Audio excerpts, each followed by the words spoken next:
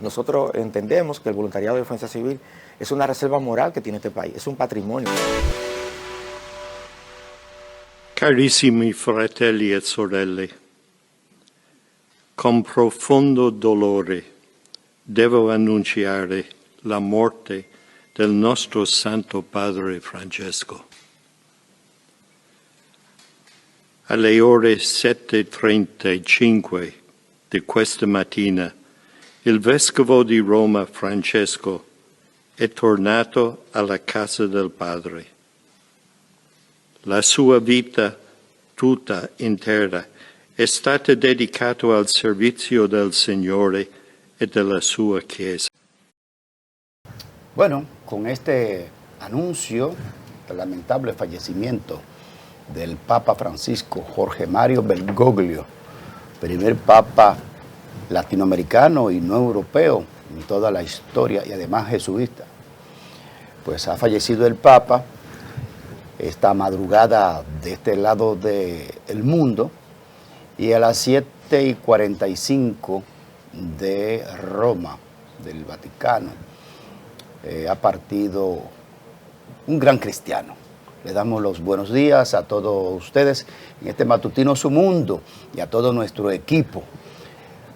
Roberto Monclús, Maximiliana Mansueta y a mi diestra, Ana Daisy Guerrero la Guerrera y el reincorporado viajero José Tomás Paulino. Buenos días a todos. Inicia matutino Su Mundo.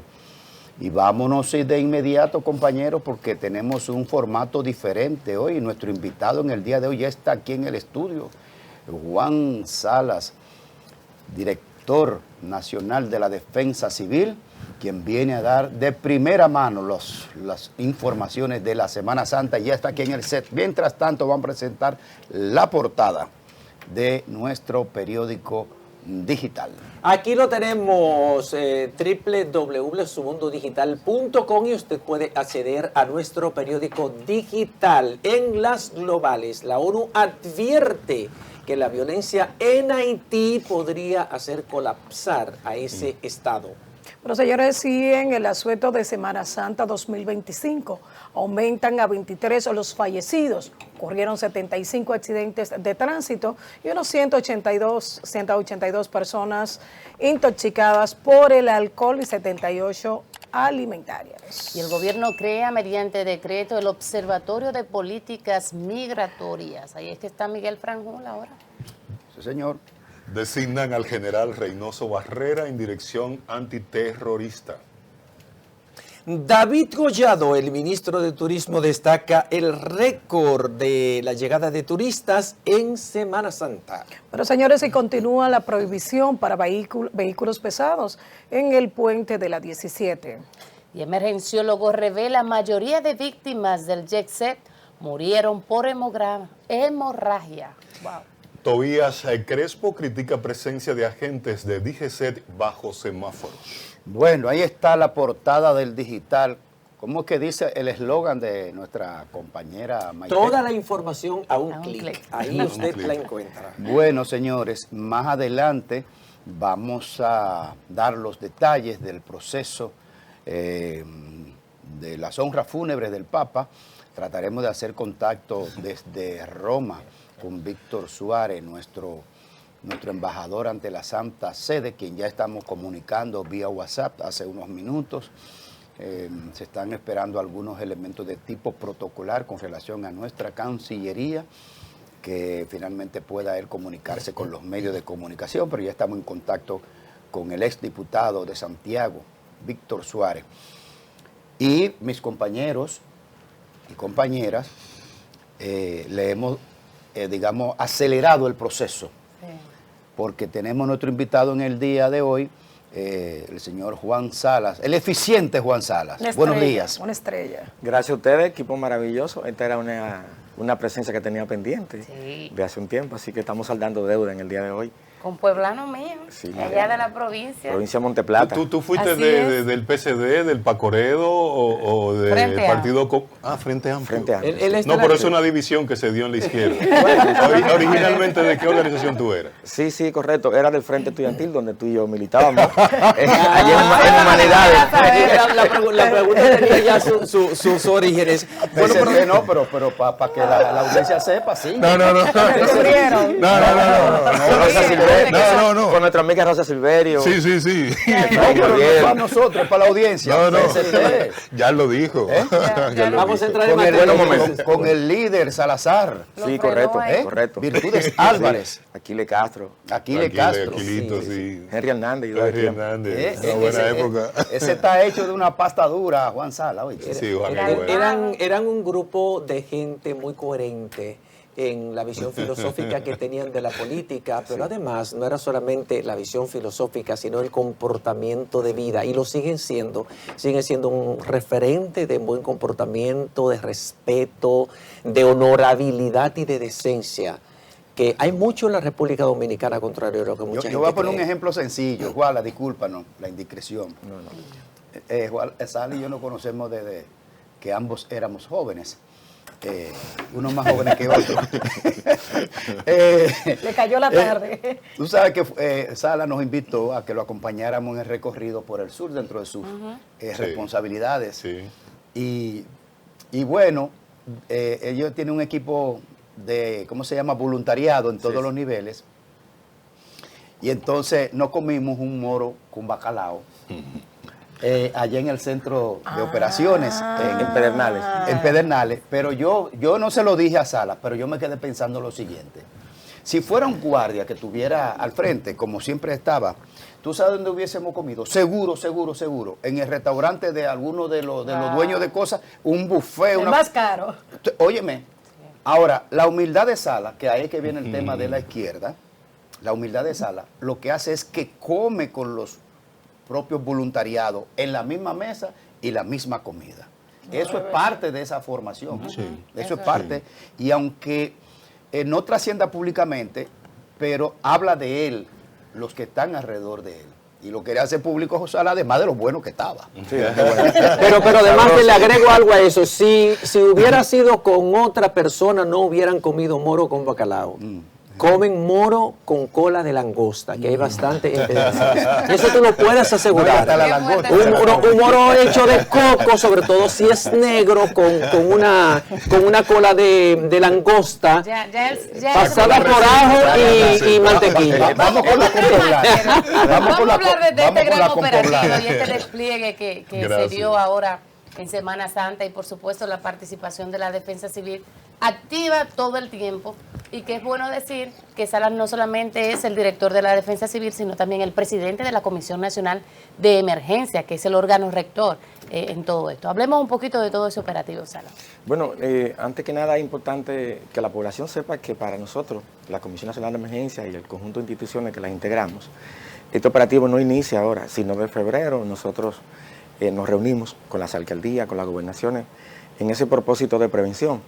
Por eso ustedes ven que anunciamos a través de este código QR que tenemos aperturado una cantidad importante de balnearios, 486 en una primera etapa, y que luego entonces esos balnearios, en virtud de cómo se deteriora el clima, como pasó, son clausurados. Y lo mismo se hacen en virtud de que Defensa Civil tiene este compromiso por ley de clausurar los balnearios a partir de que representen peligro para la población. Nosotros anunciamos 2 semanas antes un gran recorrido con la ministra Farideh Raful, articulando una mesa en todo el país. Esta mesa preventiva tenía que ver con esa articulación de revisar las condiciones de la carretera. Por eso ustedes vieron que desde el Intran se tomaron medidas para regular el tránsito, los giros que se prohibieron. Sobre todo yo recorrí luego ayer por carretera Graimer, lo que fue un tramo importante del sur, y pude confirmar que sobre todo la circunvalación de Baní, y aprovecho para saludar esa decisión tan atinada del ministro de Obras Públicas,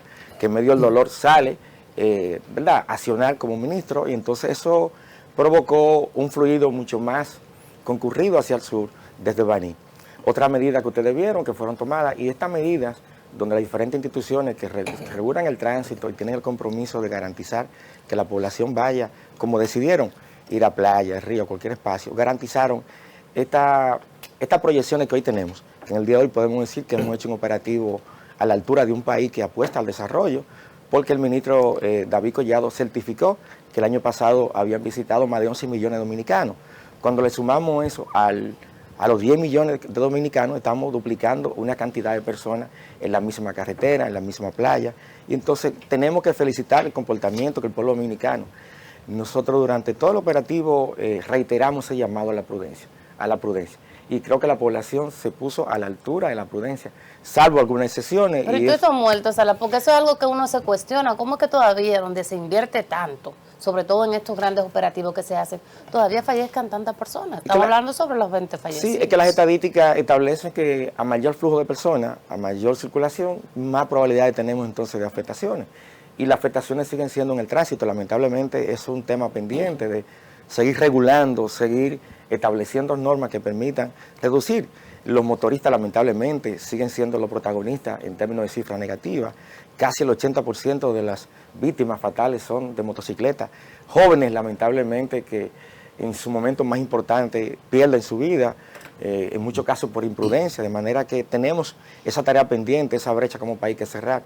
Defensa Civil es parte del conjunto de instituciones que del Intran estamos trabajando para regular el tema esencial de los cascos, y eso implica que la población tiene que asumir este gran compromiso que como país para que estas cifras puedan finalmente ser reducidas. Salas. Discúlpame, yo veía el último boletín que ofreció, la última declaración que ofreció el director del Centro de Operaciones de Emergencia, el general Juan Manuel Méndez, y él hablaba de que según los cálculos oficiales, durante el periodo de Semana Santa se movilizaron en la República Dominicana algo más o menos de 4.600.000 dominicanos. Ellos estimaron eso. Como decía Maximiliana, la contabilidad establece el número de fallecidos en 23 y que ocurrieron 75 accidentes de tránsito, 182 personas intoxicadas por alcohol y 78 por alimentos. Una gran cantidad de los intoxicados, tanto por alimento como por alcohol, son menores de edad. Si vemos estas cifras, aunque el número de fallecidos fue menor en un 18% al año pasado, ¿qué pasó? Con tanta información, con tantos mensajes dirigidos a concienciar a la gente, ¿qué es lo que está pasando? Que la gente no escucha los mensajes de las instituciones de socorro. Sí, creo que el llamado que hay que hacer a la familia, muchos de esos niños, a veces tú te descuidas y dejas un vasito de cerveza, de ron, y se intoxican.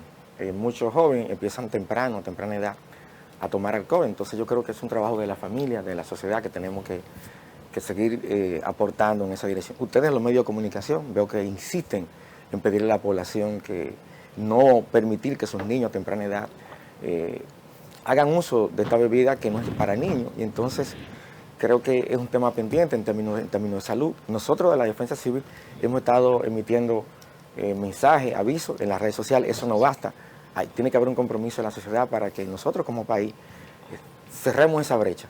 El hecho de que estas cifras se proyecten el día de hoy quiere decir que tenemos que seguir trabajando para reducir esos números que para nada hablan bien de nosotros como sociedad.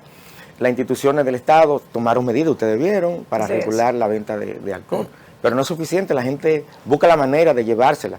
Entonces es un compromiso que tenemos como país, y nosotros animamos a que ustedes, los comunicadores, sigan insistiendo como lo hacen en llamar a la población, a la sociedad, a reducir estas cifras. Sí, Salas, mira, de verdad que yo soy una de las que se identifica con el trabajo que viene realizando la Defensa Civil. Yo siempre he dicho que hay que tener vocación de servicio, y eso lo tienes tú. De verdad, quiero felicitarte.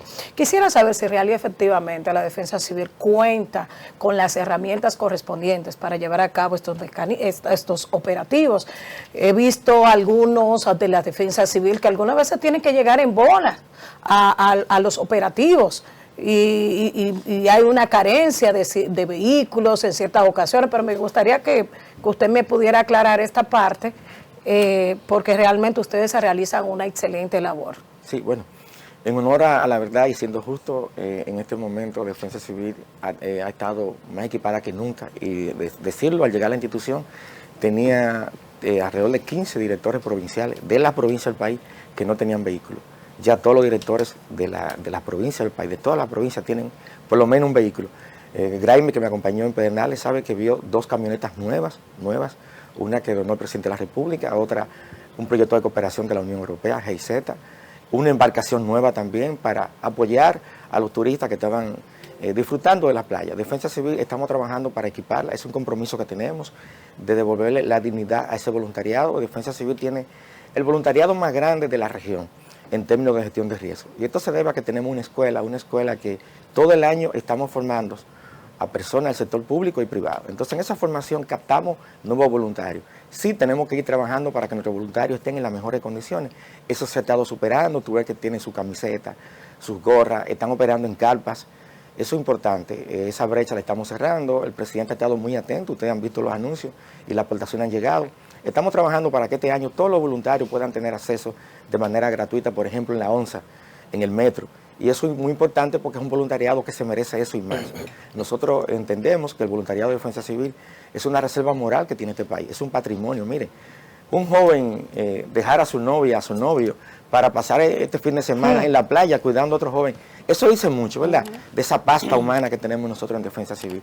O los más adultos que cuando hay una tormenta dejan su familia y van a cuidar otras familias. Entonces Defensa Civil tiene ese legado histórico, familia completa. Yo vi médicos ahora nueva vez que dejan su clínica y como son voluntarios, y más si lo sabe porque fue parte de nosotros, Claro que sí. es una tradición. Bueno, en Baní, Graeme sabe que nos mostraron unos vehículos nuevos de una persona que vive en Boston, su familia completa, y viene de vacaciones.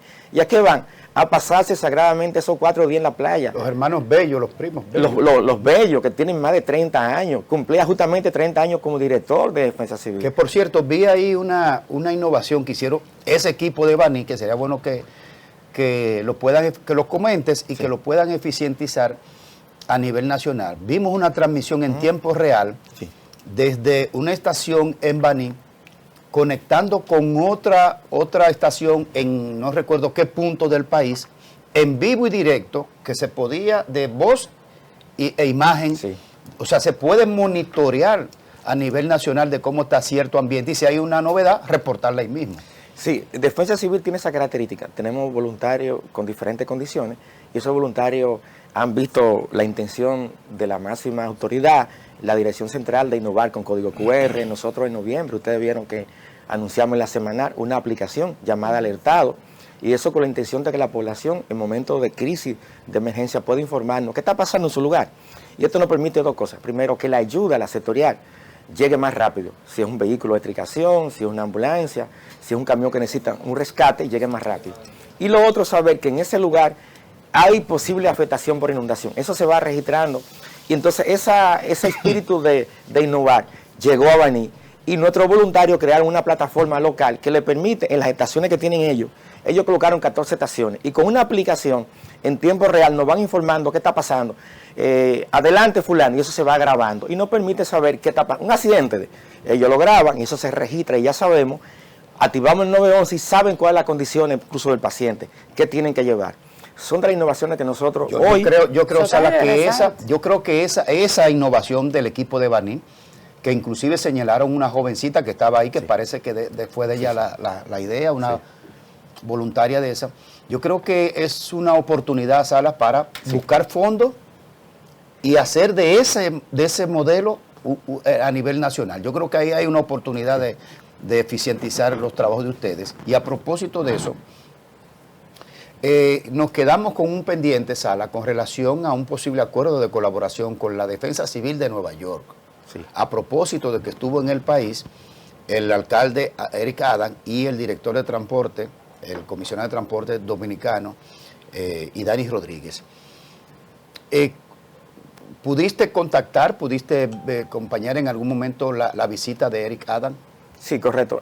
Tuvimos en la primera visita en la que él fue al YESEP, donde fue la gran tragedia, y él se comprometió a seguir aportando al país desde el punto de vista de las posibilidades que tienen ellos como una gran ciudad, que tiene una gran experiencia, tiene una gran capacidad. Nosotros en el día de ayer nos reunimos con el cónsul Jesús Vázquez, y ahí vimos la posibilidad de seguir colaborando entre ambas instituciones. Esa colaboración implica la ciudad de Nueva York, por su característica de sonido, siempre hay una sirena, hay una ambulancia, porque tiene muchas afectaciones, pero tiene una gran capacidad de respuesta. Nuestro país tiene que asumir ciertas modalidades también en nuestro sistema de atención, y estamos hablando de un gran convenio para que nuestros técnicos y socorristas puedan capacitarse. Hemos estado avanzando para que la Escuela Nacional de Gestión de Riesgos, que es la que forma al sector privado, a los bomberos, a los policías, pueda tener ese gran convenio que nosotros hace 2 años, Graeme, hemos estado impulsando a través de nuestros senadores, y en este caso estamos buscando que el consulado y el alcalde de Nueva York puedan llegar a un acuerdo para que nuestros técnicos vayan allá, se capaciten, y también los técnicos de Nueva York vengan. Nueva York en este momento, en los últimos 3 años, ha tenido inundaciones, cosa que no era normal, y aquí en este país tenemos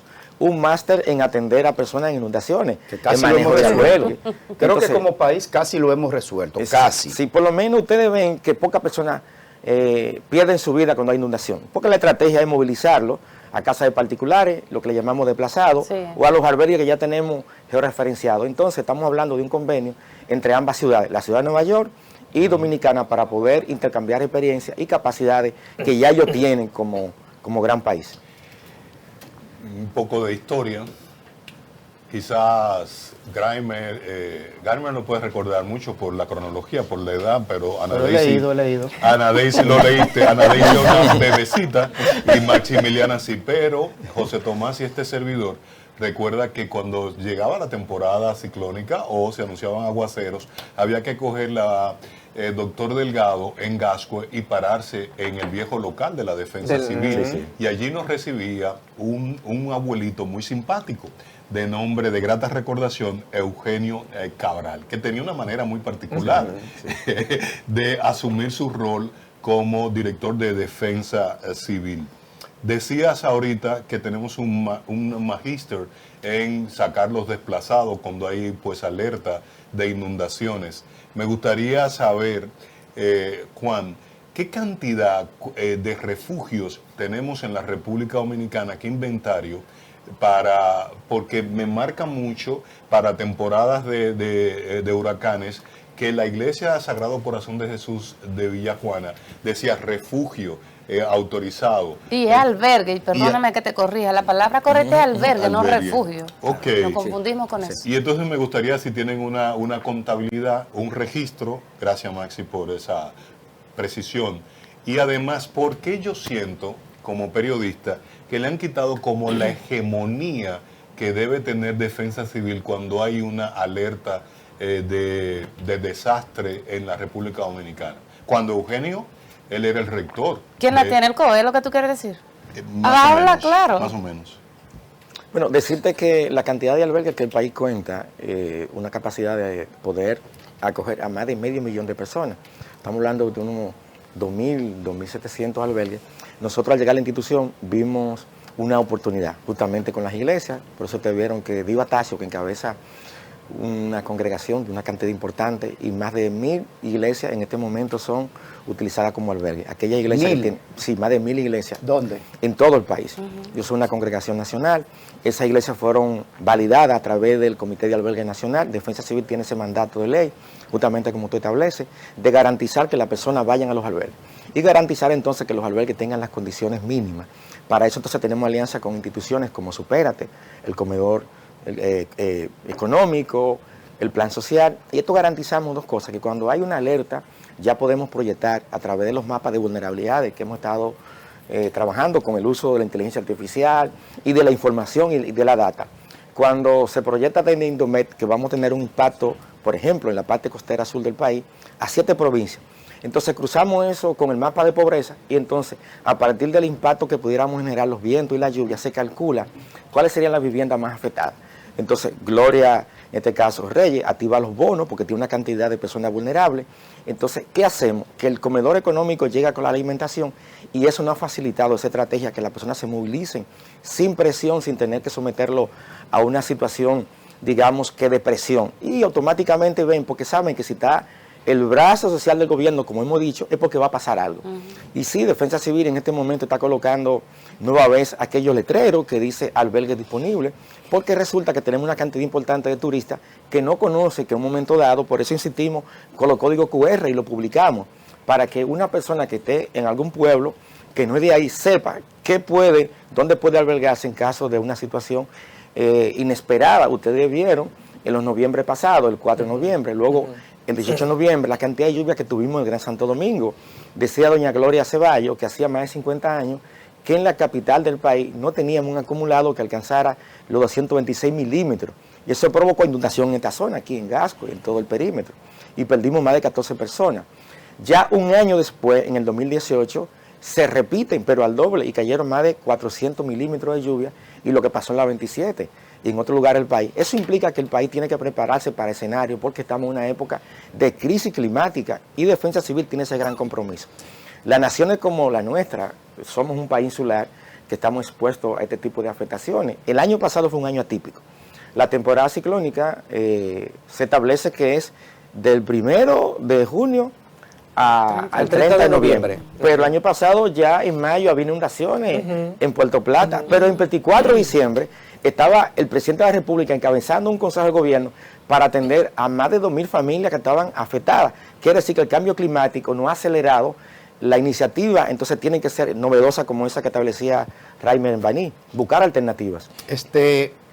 No me respondiste por qué yo siento que la rectoría de la Defensa Civil, y te hice una extrapolación, fui a la prehistoria, ¿no?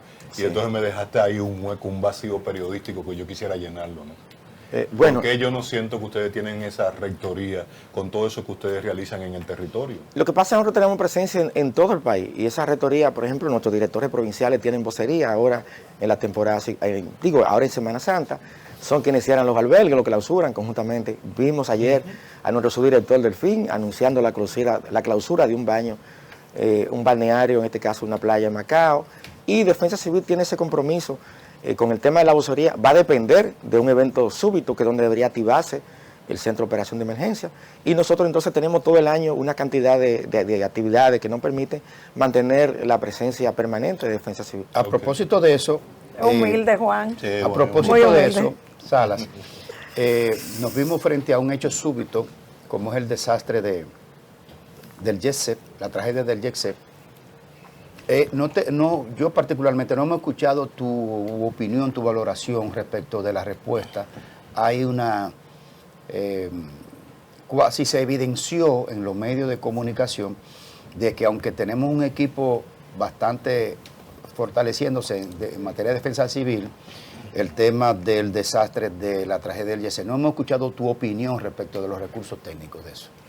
Bueno, mi opinión es la que han validado los técnicos que nos apoyaron, y aprovecho para dar las gracias al pueblo de Israel, al de México y a Puerto Rico, la honorable gobernadora, que nos aportaron capacidades técnicas y que ellos certificaron a la hora ya de marcharse, validando que Dominicana tiene una gran capacidad técnica que fue demostrada, que prácticamente no era necesario su visita, pero sí, para nosotros fue una gran experiencia ver cómo otros técnicos validaron nuestra capacidad, de decirle que lo más importante de todo ello, aparte de esa capacidad técnica donde nuestros técnicos en horas pudieron salvar vidas, es esa solidaridad del pueblo dominicano, que también hay que sumarla. Fíjense que no hubo situaciones, ese comportamiento de solidaridad que no se dejó esperar, personas que llegaron allá con la botellita de agua, con el alimento, que se pusieron a disposición.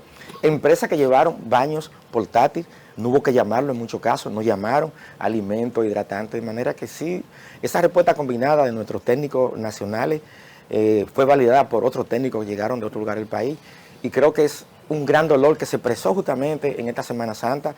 Tú que me acompañaste en la playa, viste la tranquilidad, no habían esos famosos bocinones, y yo creo que sí, que el pueblo dominicano ha podido levantarse. Pero ¿qué hay que hacer para bajar los muertos? Porque es que sigue alta la cifra, Juan. Es que cuando hacemos una Sigue alta la comparación cifra de muertos. de la cantidad de personas que nos están visitando, que se están desplazando, decía el colega que más de 4 millones de personas se movilizaron. Estamos hablando que en Dominicana... Pero más que el año pasado, ¿cuántos muertos hay hasta ahora en promedio? Sí. No, hay El último 18% menos que el año pasado, Ajá. según estimó el general Juan Sí. Manuel Méndez en un informe que estaba ofreciendo una cadena que estaba haciendo cobertura continua. Él dijo que independientemente de los fallecidos. La aspiración es que nadie fallezca claro, en un periodo como Semana Santa, ese pero él número es dice imposible. que esos 23 fallecidos representan un 18% menos que el año pasado. Esa es la cifra hasta ahora. El año pasado Bueno, fueron esa fue la 27. cifra que se emitió ayer a 11 de la mañana. Esperemos que nada por la noche. modifique esto.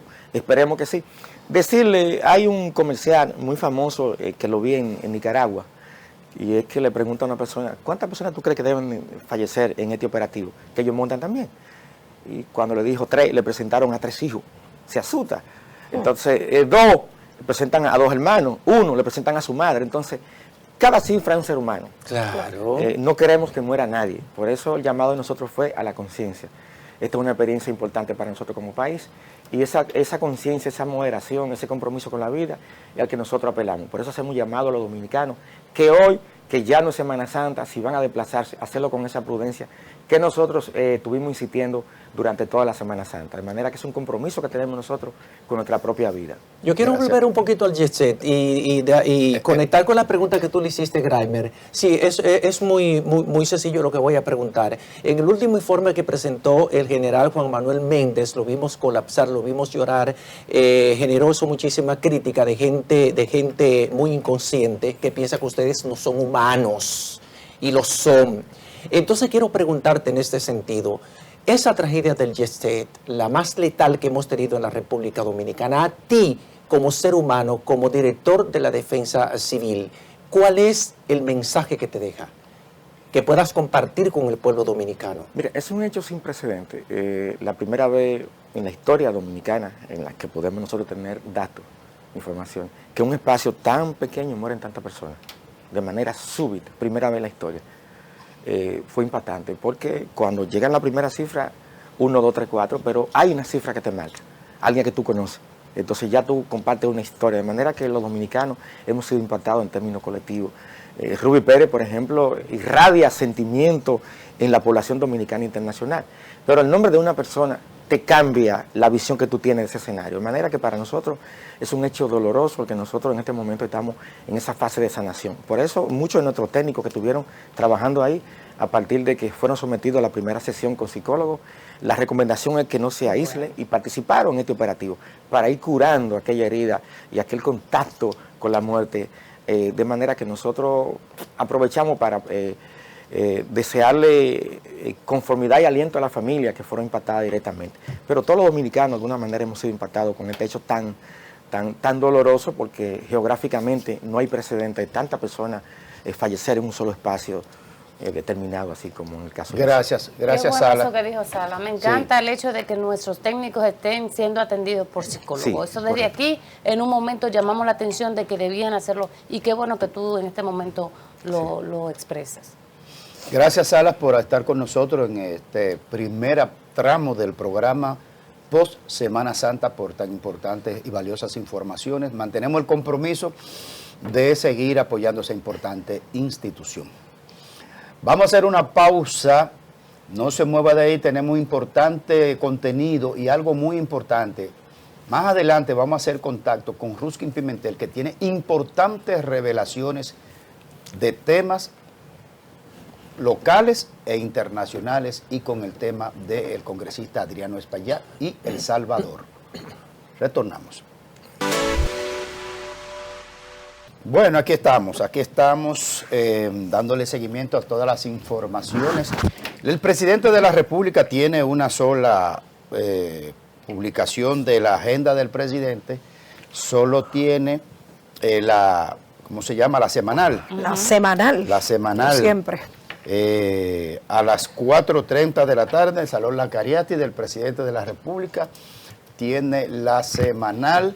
Me imagino que esto girará alrededor de los resultados del asueto de Semana Santa, de los operativos de prevención, y me imagino que también seguirá el tema de la tragedia del jet set. Tú sabes una cosa, Graimer, que a propósito de la cifra de la cantidad de fallecidos en este asueto de Semana Santa, donde analizábamos 2024, 27 personas perdieron la vida en diferentes eventos, y ahora 23, Y haciendo un análisis 23 un poquito. hasta ahora. Sí, 23 hasta Digo, ahora, los sí, últimos- hasta el último día de boletín, ayer. No se sabe. Pero analizando esta parte y con la abstinencia que tuvo el pueblo dominicano a propósito de esta tragedia que ha enlutado a todo el pueblo y que llamó a reflexionar a cantidades de personas, yo fui una que yo no salí a ningún lado. O sea, todavía consternada con lo ocurrido. Y yo sé que al igual que yo, también otras personas se quedaron en casa reflexionando, visitando la iglesia y todo eso. Ha sido muy elevada la cifra.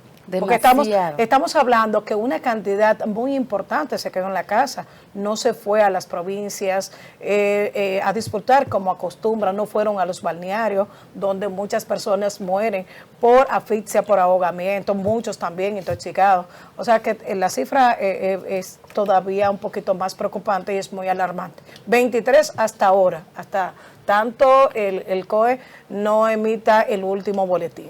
Y eso que aquí en estos días solamente se contabiliza el tema de los accidentes de tránsito y los muertos por ahogamiento, asfixia por inmersión, pero las riñas y todo eso no está dentro de esos operativos, que también se que hay varios casos. Muertes. Eso no se contabiliza dentro del operativo, y en los últimos días aquí muchas de las muertes que se han registrado en el país están vinculadas a riñas. No a hechos violentos, no al tema de hechos violentos, de asesinatos y demás, sino riñas que se dan entre vecinos y demás, y eso termina con la vida de porque otro. aumenta la ingesta de alcohol. Claro. Y el alcohol Sí, genera... Pero el caso de Nagua específicamente, donde una persona le entró a tiros a un grupo que estaba Ahí murieron disfrutando. Falleció una persona y varios resultaron heridos. Una Por el jovencita. En la provincia de María Trinidad Sánchez. Pero la nota discordante de esta Semana Santa, además de todo el que se manejó muy mal, como 64, las últimas cifras que yo vi,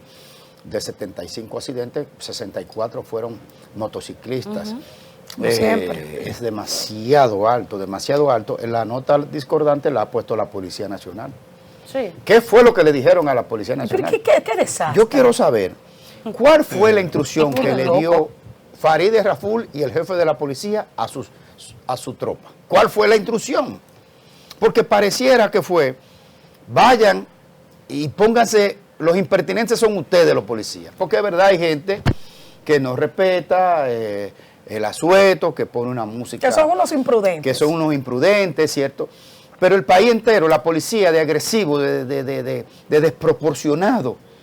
¿Cuándo es que vamos a entrenar a nuestra Policía Nacional para que sepa que ellos son, que los ciudadanos son una extensión de ellos mismos, que son del pueblo también? Tú sabes que yo vería analizando eso esta mañana y producto de la falta de responsabilidad que han tenido muchos policías, yo veía a algunos que llegaban a patios de casas, que penetraban sin ningún tipo de orden, vi a otros que levantaban hojas de zinc para ir a irrumpir donde había una familia que estaban disfrutando tranquilamente y alrededor de unos 8 niños estaban allí en ese lugar. Yo digo que el respeto comienza por casa y el respeto que hemos visto por parte de los ciudadanos en muchísimas ocasiones para con las autoridades se ha debido a que ellos mismos son los primeros en violentar la ley.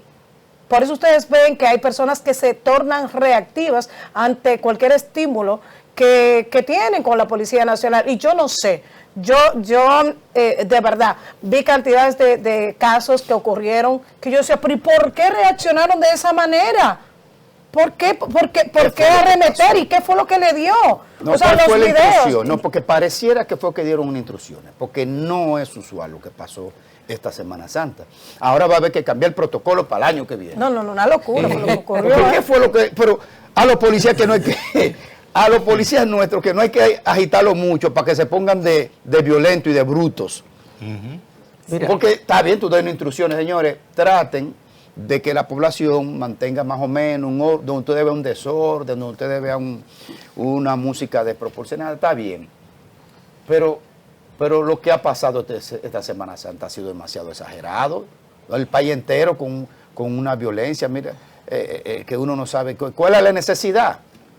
Ese video se lo acabo de mandar a John. Ese es el video donde una patrulla de la Policía Nacional penetra a una vivienda privada a tratar, inclusive incauta una arma de fuego. a una persona que es propietario de esa arma de fuego, que le enseñó la licencia que lo autoriza para portar esa arma de fuego, sin embargo, el arma le fue incautada. Sí, no Cuando la estaba ustedes- usando, porque si la está usando o algo. no, entró a la casa a buscar el arma. Además, la policía no entiende, el que dirigía ese operativo, que no es un policía raso. Miren, es un oficial de la policía que debe tener conocimiento de eso, de que no puede entrar a una residencia privada porque es una propiedad privada sin una orden expresa de un juez o sin la presencia de un oficial. A menos Eso da que haya pie. flagrante delito. Flagrante, pero Porque dentro de la casa. si hay flagrante delito, sí puede entrar, porque es la autoridad. Si hay una persecución y tú te metes en tu casa, es detrás de ti que van. Claro. Pero tiene que ser en flagrante delito. Si no, no puede entrar. La persecución no es un flagrante delito. Pero perdón, porque vamos a suponer que tú y yo estamos bebiendo romo en un colmado. Y yo te doy una puñalada a ti y me mando para mi casa. La policía tiene derecho a caerte atrás y meterse en tu Ay, casa. caramba, pero sacarte. qué te estoy comparación hablando- más dramática. No, pero No, tú y yo bebiendo romo en un colmado. No, Yo pero bebo romo en eso- un colmado y no bebo romo. Pero yo te estoy poniendo el ejemplo For más example, gráfico. for de- example. yo te estoy poniendo Hipotéticamente el ejemplo hablando, más gráfico que hay en cualquier barrio Dios. y cualquier pueblito. Tú y yo entonces, En Clavellina, vete a Clavellina, ve. ¿Cómo que se bebe romo? Sí, Grimer, lo que digo es, señores, que Oye, la ponle policía corrido debe a entender, Clavellina. los miembros de la Policía Nacional, todos deben entender que ellos son el cuerpo del orden, que ellos deben poner el ejemplo y que jamás en la vida usted puede convertirse en un violador de la norma. Un oficial de la Policía Nacional está obligado a entender asuntos básicos del derecho, de los La derechos del policía no entrena así, ciudadano. la policía no Entonces, ¿qué es lo que entrena está pasando en la policía, señores? Lo que le advirtieron algunos amigos cercanos a Farideh Raful, se lo hicieron de manera pública, del reto que implicaba asumir ser la ministra de Interior de la República Dominicana, la ministra de Interior y Policía, que va a pasar a ser, y lo es, la jefa de la Policía Nacional, jefa inclusive del director de la Vamos Policía a ver. Nacional. Y los policías no están acostumbrados a ser dirigidos por un civil y mucho menos por una mujer en un país No, pero Franklin de Almeida se lo hizo tradición saber. machista. A mí lo que Franklin me gusta- Almeida, Franklin A Almeida mí le me hizo saber gusta. a ellos quién era el jefe y ahora Farideh. Pero a mí me gusta, Grimer, Sí. conocer las dos partes, porque aquí los ciudadanos somos muy dados a grabar una parte del video y la otra no. Una parte donde la policía es el violador, es el que está abusando, es el que irrumpe, pero la otra parte que motiva eso Se omite, regularmente se omite. Entonces, yo soy muy cuidadosa en eso, porque nos hemos dado cuenta de que muchas veces Los enchinchadores. los hinchadores Sí, son la gente, sí. es el pueblo. Ahí salió un niño, son ahí salió un ¿entiendes? niño maltratado. ¿Qué Ajá. hace? ¿Qué hace la mujer metida en ese lío? ¿Qué Yo- hace yo- ella ahí? mira, tú sabes que- Además, tú viste la casa, pero tú viste el gentío que hay afuera. No me digas que llegaron a ver eso.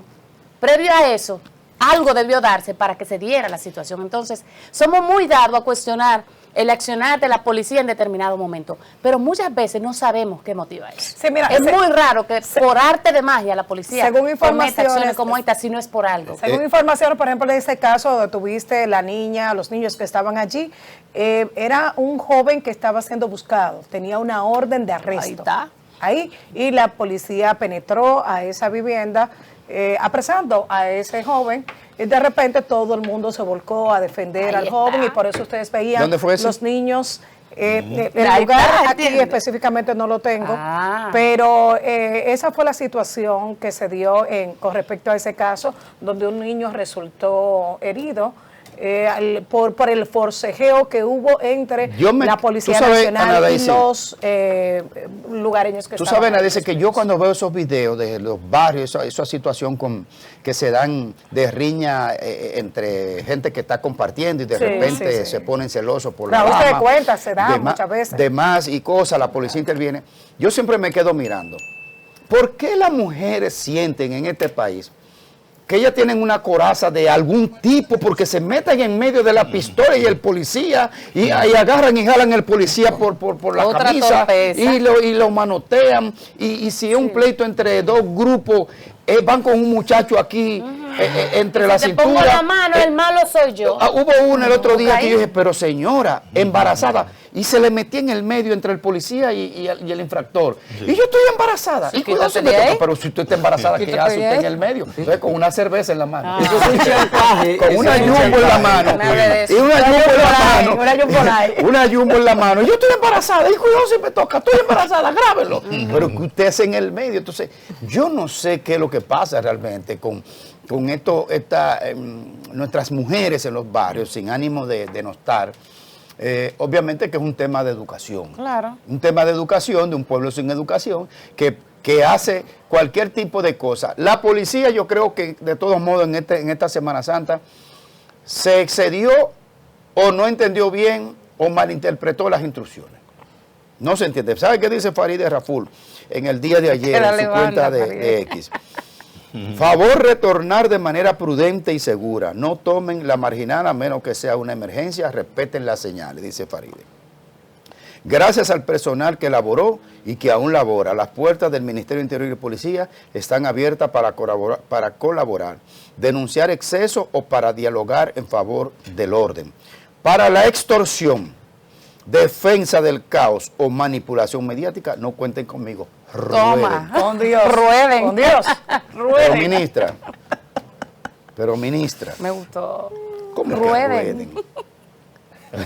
El argot popular. Está utilizando Que llega al cierto, barrio. ¿verdad? Rueden. No, así Ah, no. ahí está el tweet de Ahí Farideh está. Raful. Ay, señor. Ahí Pero está. ese tuit ha dado la vuelta. al Rueden. país.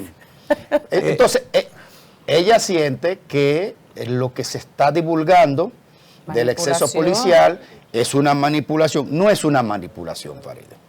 En la mayoría de los casos no es una manipulación. La extorsión, no sé cómo ella la extorsionan. ¿Con qué la están extorsionando? Es una manera actual de divulgar las cosas que suceden, todo el que tiene un celular grave y demás. Y por supuesto, su nombre sale porque ella es la jefa del Ministerio de Interior y la Policía Nacional depende de su dirección. Y lo está haciendo saber y entender. Entonces, yo creo que pudo haberlo manejado mejor. Creo que se pudo haber manejado mejor. Están saliendo los reportes sobre el fallecimiento del Papa. Todo el mundo político global expresándose alrededor. La señora Ayuso, quien es la presidenta de la Comunidad de Madrid, ya declaró de luto la ciudad. Y así se van a ir expresando. A mí me gustaría saber, lo desconozco, qué familiares le sobreviven al Papa Francisco. Porque nosotros pensamos en el Papa Francisco como un hombre del mundo, pero se nos olvida que es una persona que tuvo madre, padre, Claro. hermanos, cuñados, sobrinos. No dice que no tendrá hijos, que sepamos.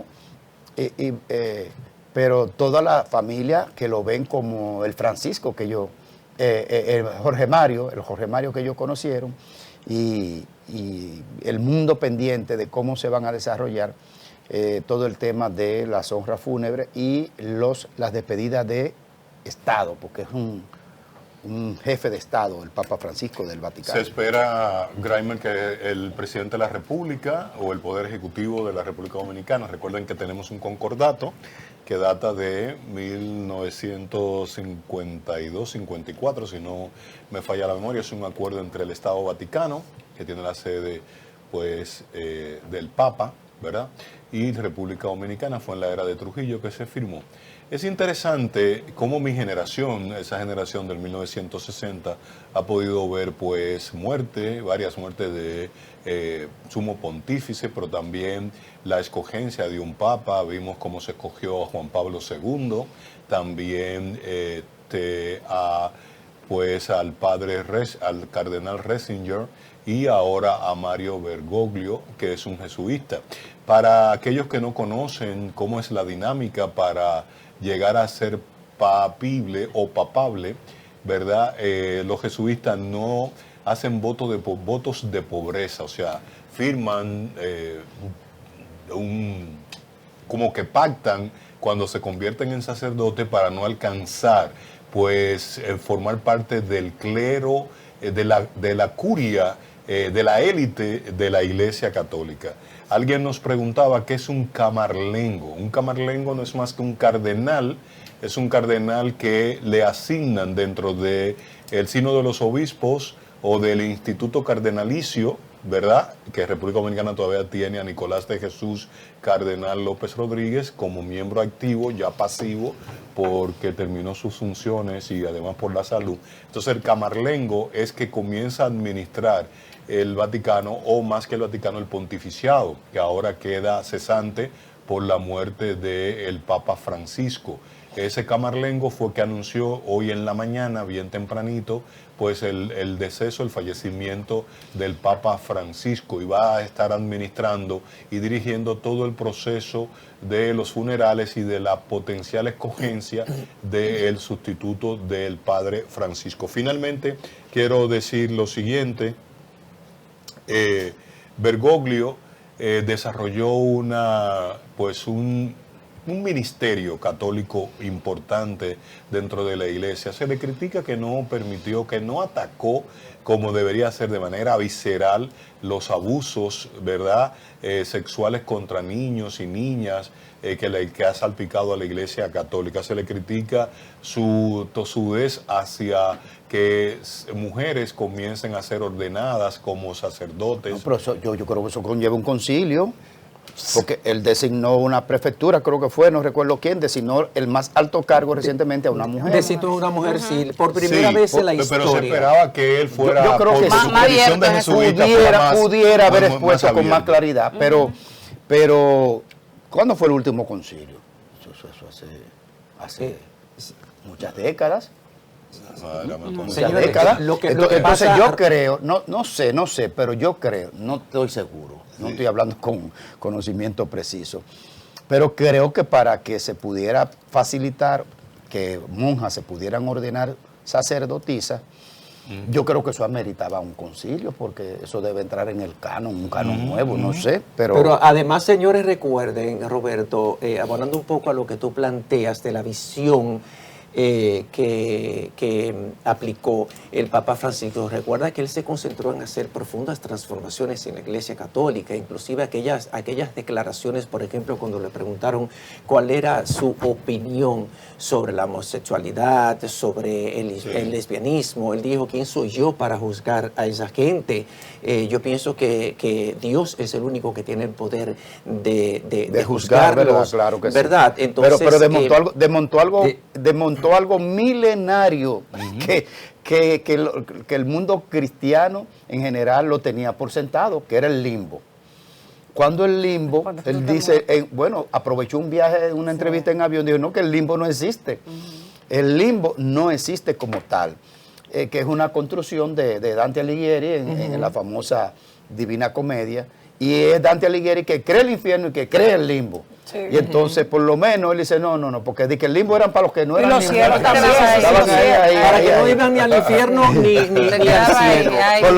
Desmontó eso el Papa. Pero ese último mensaje que dio el Papa, donde reflexionaba precisamente en el día de ayer y hablaba de la necesidad de que vuelva la paz, de que retornemos a la paz, dado todos los conflictos bélicos que se han estado dando a nivel del mundo, obviamente refleja ese sentido que el Papa desde el inicio de su gestión siempre abogaba por esto, de que los países se unificaran, de que terminaran estos conflictos, de que los niños pudiesen asistir a las escuelas sin ninguna dificultad, de que las iglesias predicaran un solo Dios y que de una u otra forma esos conflictos entre las propias iglesias cesaran. O sea que realmente desde el inicio hasta el final el Papa predicó con lo mismo. Sí, señor. Vamos a seguir tratando durante el resto del programa sobre las actualizaciones que se vayan haciendo alrededor de la muerte del Papa Francisco, pero mientras tanto vamos a hacer conexión en directo desde los Estados Unidos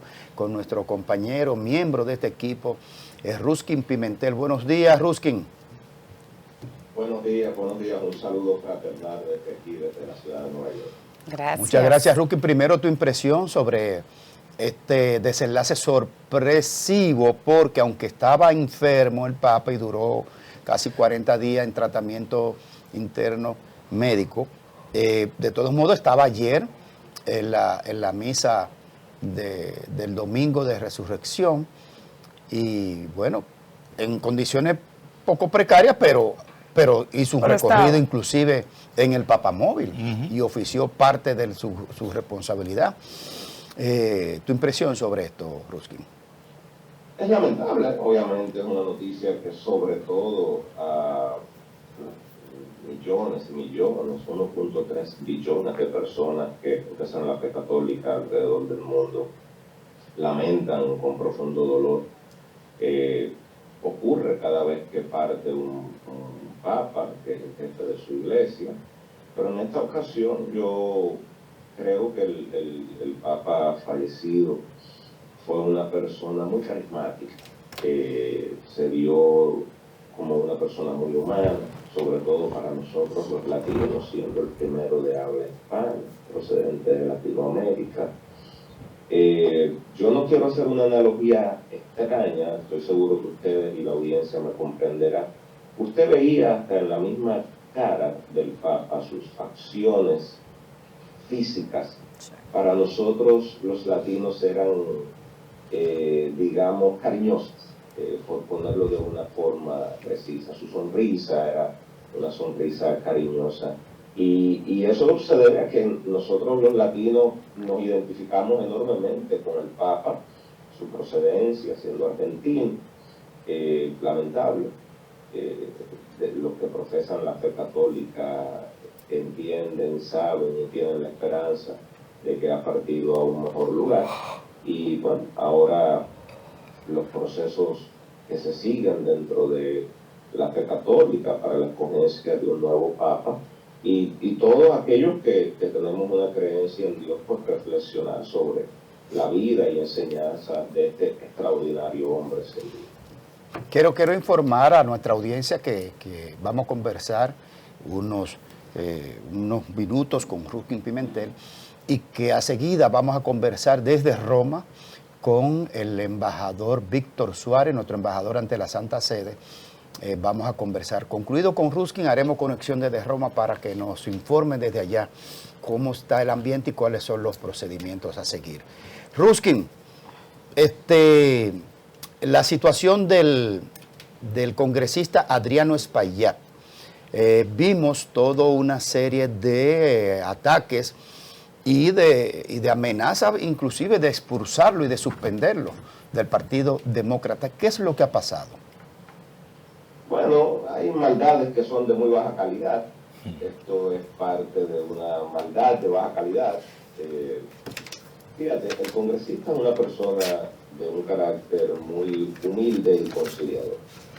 Y este ha sido un proceso largo, que ha incluido no solamente este último ataque que les voy a explicar en breve, sino toda una serie de acontecimientos para tratar de socavar su figura y socavar el liderato latino en la parte alta de Manhattan, aquí en Nueva York.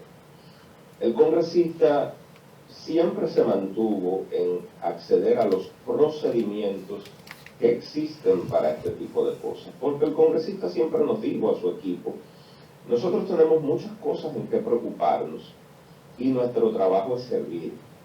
Y si nosotros nos desviamos a contestar estos ataques en las redes sociales, en la opinión pública, nos estamos desviando de ofrecerle el servicio que se merece una persona de edad avanzada, o que se merece un estudiante, o alguien que necesita una vivienda, o alguien que tiene problemas con su seguro médico. Nosotros recibimos cientos de personas todas las semanas en nuestras oficinas que requieren servicios. Y entonces el 90-95% de nuestro tiempo está dedicado a servir a nuestros constituyentes. Nosotros no podemos irnos al nivel de los ataques que estábamos recibiendo. Ahora, ya que eso se puso por en blanco y negro, se llevó a un estamento interno del partido, pues podemos contestar porque hay una resolución institucional al respecto. ¿Qué ha pasado? Bueno, algunos personajes que nunca habían podido, digamos, derrotar al congresista en las elecciones, que no han tenido nunca el favor del voto popular, que elección tras elección terminan perdiendo o ni siquiera recogiendo las firmas necesarias para poder participar, Empezaron una serie de subterfugios administrativos dentro del partido, emitieron una querella ética por una, digamos, elección interna a la que se había participado hace aproximadamente un año.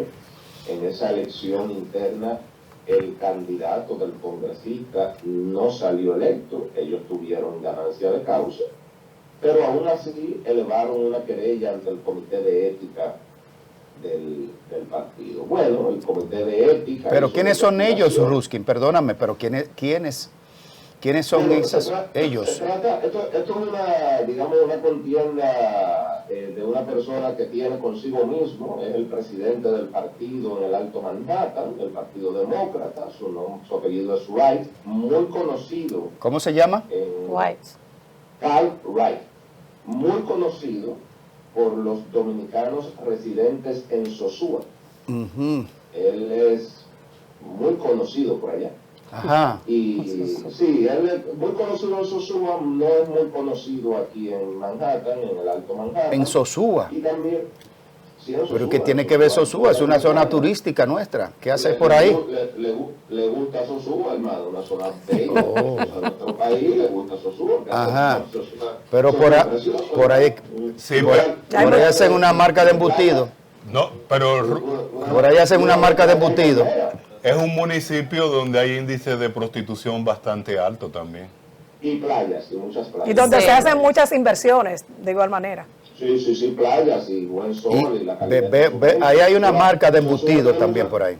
Sosúa tiene muchas cosas Salado. buenas, hermano. O sea, Sosúa tiene muchísimas cosas buenas. La playa, su gente, el dominicano caluroso donde quiera. Claro. Y a él le gusta Sosúa. Muy bien. La otra persona, él es el encargado de ética de la seccional del partido, de nombre Denis, que resulta no vive en el distrito, por lo tanto no tenía ninguna palabra sobre esto. Aún así hacen esta instancia. Este señor fue a quien el congresista derrotó hace unos 20 años atrás en la interna del partido para la posición de congresista. Y desde entonces ha ido a varias elecciones tratando, y en ninguno de los casos, ni uno solo, ha tenido la ganancia de causa del pueblo ni de los miembros del partido. No parece no muy sustancial lo que voy a preguntar, pero en Estados Unidos sí sirve lo que voy a preguntar. ¿Este señor es negro o es blanco dentro de la comunidad? No me compete a mí decir eso, es un ser humano, no me compete a mí decir Pero, eso. Pero sí lo que te puedo decir. Ajá. Pero sí lo que te puedo No, yo decir. digo porque se organizan. Por ejemplo, está el Cauculatino. No, lo que ha pasado sorpresivamente es que anfitriones de la mentira, especuladores de las redes sociales que hoy cargan en su bolsillo con la vergüenza de la derrota, tomaron estas palabras y le dijeron a algunos miembros de la comunidad dominicana: mira, aquí hay una querella en contra del congresista y lo van a votar del partido, y empezaron por un año esos posts en redes sociales, y todo el mundo juraba que era verdad, porque nosotros no nos vamos a dedicar a contestar eso sí va a contestar los estamentos correspondientes, porque nosotros somos gente de ley, orden e institución. Bueno, ¿qué ha pasado? La acusación era que en una votación donde la diferencia fue por 23 votos, interna del partido, reducida el universo, se le acusaba a Espaillat. ¿De qué se le acusaba? ¿De qué se le acusaba? Modificar. Sí, de modificar esos votos, de modificar 23 votos. De alterar, Y entonces, de alterar. Sí, de modificar 23 votos. Pero resulta que tú estás acusando a un hombre que tiene 30 años participando en las elecciones norteamericanas, desde gobernador hasta regidor. Desde gobernación hasta regidor. Periódicamente, cada 2 años, por 30 años, y donde nunca en la vida ha existido ni siquiera el asomo de que pudiera haber alguna indagatoria sobre su participación en las elecciones. Y él, de hecho, en esta elección no tenía otra cosa que ver que no sea miembro del partido, y que estaba dentro del proceso y las ternas que hacen los partidos. De hecho, no sale ganancioso lo que él tenía como interés dentro del partido, no tiene ganancia de causa, no logra ganar. Aún así, llevan esta querella, estos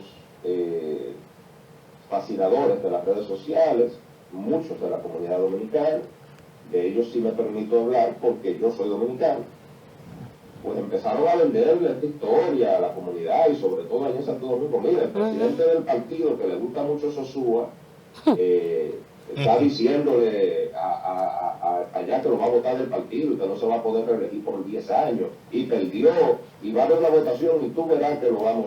Bueno, resultado de esto es que no solo se desestimó y se dejó claro y meridiano que aquí no hubo ningún tipo de manipulación o cosa que tuviera que ver con ética, y se le otorgó una disculpa pública al congresista y a los involucrados en esta situación, porque la acusación no era solamente... ¿Quién emitió una disculpa pública? El partido. Sí. El partido, de hecho, la va a hacer por escrita, nos la van a entregar en pocos días, esto fue la semana pasada, el jueves. Pero, obviamente, en la audiencia, en la sesión que hizo el partido emitió una disculpa pública, porque esto es lo que se trata, señores. Y es a lo que el pueblo dominicano tiene que estar pendiente. Hay un interés de socavar la participación dominicana y latina en el norte de Washington para que el espacio que nos hemos ganado políticamente y en la comunidad sea perdido y entregado a otras facciones políticas. Y entonces le han puesto la cara al congresista de que él sea a quien vayan dirigidos estos ataques. Porque obviamente, si tú sacas del poder al latino que tiene más relevancia en el norte de Manhattan, tú tienes un espacio para hacer lo que tú quieras. Pero Ruski, y lo vergonzoso de esto, de estas personas de nuestra propia comunidad latina y a veces muchos dominicanos, que yo me permito hablar de ellos porque soy dominicano, ahora tienen que andar con la vergüenza en los bolsillos, repartiéndola como han repartido sus likes y sus posts falsos. Ahora deben de coger y sacar esa vergüenza que tienen en los bolsillos. Y yo hago una referencia a la vergüenza en los bolsillos por una razón, porque muchas veces en el bolsillo se guardan dos cosas, dinero, y otra gente guarda junto con el dinero la vergüenza. Ahora van a tener que sacar la vergüenza del bolsillo, igual que a veces se saca el dinero, y andar repartiéndola por ahí porque fallaron estrepitosamente. Cuando tú hablas, Ruskin, de esa campaña para sacar al congresista, de ese liderazgo acedrado, afincado que tiene en el Distrito 13, hay que recordar, por ejemplo, la campaña que ha habido en los últimos días, que primero estaban, por ejemplo, desde el alto liderazgo del Partido Republicano en los Estados Unidos, inició una campaña donde estaban diciendo que nuestro congresista Adriano Espaillat era un inmigrante ilegal en los Estados Unidos. De ahí para acá ha habido una concatenación, una sucesión de hechos que lo que procuran es claramente minar la popularidad y dañar la trayectoria y la historia política exitosa de Adriano Espaillat. Y concuerdo mucho contigo con que hay muchos dominicanos en eso, porque en los últimos días he estado conversando con personas que tienen algún nivel de liderazgo y han hablado muy mal del congresista Adriano Espaillat, y yo pienso que esos son malos dominicanos, porque es una actitud de ingratitud a la sensibilidad, al amor que ha demostrado el congresista Adriano Espaillat por la República Dominicana y cómo nos ha defendido en momentos cruciales. ¿Qué tanto ha afectado este tema la reputación del congresista, Ruskin? Porque si bien tú hablabas de que hay dominicanos detrás, no menos cierto también es que en los medios de comunicación hemos visto esa campaña dirigida a atacarlo, y de una u otra forma eso afecta la reputación del congresista. No, mira, el congresista fue electo en las pasadas elecciones, que no tienen meramente algunos meses. El congresista fue electo por el 89% de los votos. Y todos los números lo que nos indican a nosotros es que la gente conoce el trabajo del congresista. Nosotros no desaprobamos ni disentimos de las opiniones adversas que en justo derecho puede hacer cualquier persona. Eso es democracia. Y nosotros tenemos incluso que garantizar que las personas puedan emitir su opinión sobre lo que piensan y sienten del congresista y cualquier otro servidor público. Lo que nos van a tener de frente no son esa gente que emita su opinión, con su justo derecho lo hacen. Los otros, los maquinadores, los hacedores de maldades de baja calidad, los amantes de andar con la vergüenza y el dinero en el bolsillo, haciendo maquinaciones, eso nos van a tener de frente. Nos van a tener de frente en la justicia, nos van a tener de frente en las calles con el pueblo y nos van a tener de frente donde nosotros competimos. Nosotros competimos en las urnas con el favor del pueblo. Estas personas, si se eligen, si salen a elegirse, si se ponen ante la boleta del electorado, todas las veces que lo han hecho, no llegan a un 1 o un 2% de los votos. Y aparte de eso, estas personas, si le ponen al electorado su trayectoria de servicios o su trayectoria muchas veces personal. Mira, aquí hay personas que han sido condenadas por tribunales por delitos graves que tienen que ver con malversación de fondos electorales, que han sido baneados para participar en elecciones, que son parte de esta campaña. Y esas personas, como ha pasado un tiempo, 5, 10 años de su condena, van a paginitas de Facebook, a Instagram y a los views de la vida, y se le presentan a la sociedad y le dicen, yo tengo algo que decirte. Pero ¿por qué usted no pone primero de que usted donde puede opinar en Facebook? Porque la boleta electoral no puede opinar, porque a usted le quitaron ese derecho, porque cuando se lo dieron usted hizo trampa. Esas son las personas que han hecho esto. A esas personas sí nosotros las vamos a enfrentar. Ahora, a quien tenga una opinión diferente, por Dios, claro que no, porque eso es la democracia. Y es justo y debemos proteger que eso ocurra. Broski, conocemos del liderazgo que tiene Adriano Espaillá en los Estados Unidos. Eso es algo de verdad. Sin embargo, me gustaría saber cuáles son los principales retos que él está enfrentando a propósito de esta campaña donde se está desmeritando el trabajo que él ha venido realizando. Ninguno. Nosotros no tenemos reto ahí. Acabamos de tener una ganancia de causa y dejado atrás este problema. Nosotros que ahora podemos hablar de ello, pero nosotros no tenemos ningún reto ahí. Nosotros nos someteremos, cuando llegue el momento de las elecciones, a la decisión popular. ¿Y cuáles medidas entonces ustedes van a tomar en relación a lo dicho? Seguir trabajando. No, el congresista lo único que ha dicho al respecto a esto, este es un momento para reflexión. Es un momento de que reflexionemos de qué es verdad y qué es mentira. Y a su equipo lo único que le ha dicho, al otro día de esto, usted tiene que llegar a la oficina a seguirle brindando los servicios que nosotros le brindamos a nuestros constituyentes. Y eso es lo único que nosotros tenemos que hacer. Lo que pasa es que ahora podemos hablar porque tenemos una resolución al conflicto. Y amigos de la prensa como ustedes, le estamos advirtiendo que todo esto que ustedes veían atrás, todo esto que nunca contestamos, es parte de una maldad de baja calidad, de gente que no ha tenido nunca el favor del pueblo. Y lo que busca es desplazar el liderato latino que tiene el congresista para reemplazarlo por otros lideratos, que quizás no sea muy agradable para nuestra comunidad. ¿Qué ha dicho? Y por eso, sí, elección por elección, son derrotados. ¿Qué ha dicho la dirigencia máxima del Partido Demócrata? Porque nosotros desde aquí...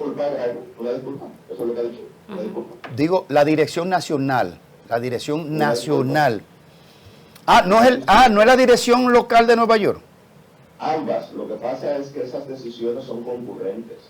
Y una vez los delegados votan, esa es la opinión oficial del partido.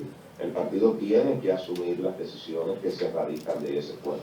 ¿Cómo la manejan la dirección máxima del Partido Demócrata a nivel nacional, a nivel federal, qué sé yo, cómo se llama ya? Este tipo de acciones como impropias o fuera de la ética. ¿Qué se decide? Bueno, primero hay un gran espacio de autonomía en los clubes demócratas, que es como se llama, digamos, seccionales o regionales. Hay una estructura, obviamente institucional, pero hay gran autonomía. Ahora, lo que sí el partido está unido, en términos de que lo que esas seccionales deciden y los procedimientos que lleven a cabo, siempre y cuando estén acogidos por la ley y la normativa, el partido lo asume como su posición.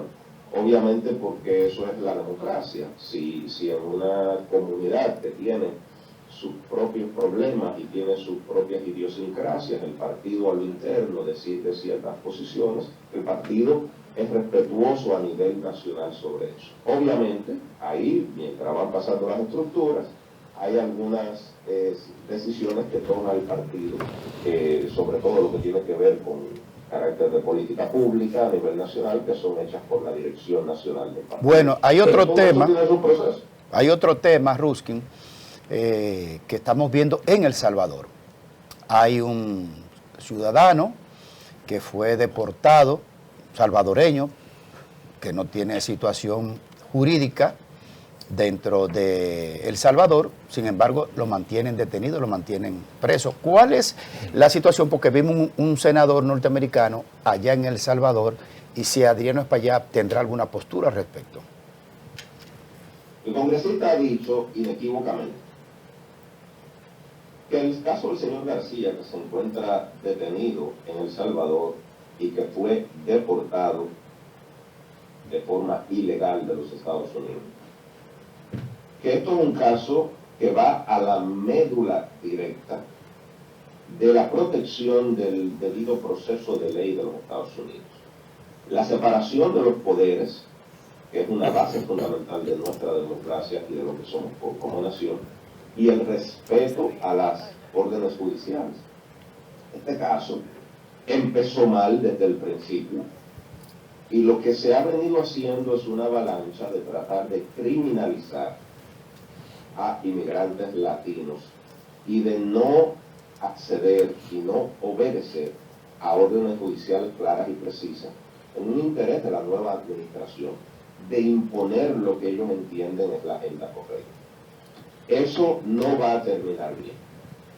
Y ha dicho el congresista que él teme que cada vez más esta administración en la Casa Blanca se está acercando a provocar una crisis constitucional en el país, lo que sería muy grave.